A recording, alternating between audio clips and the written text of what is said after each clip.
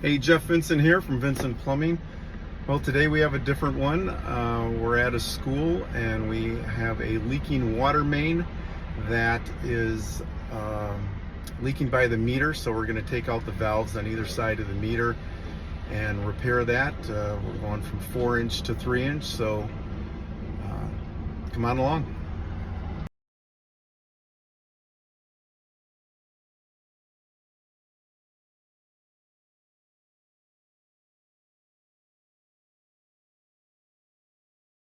All right, so we got the water main done and new meter installed, concentric from 4 to 3, new valves, and a piece of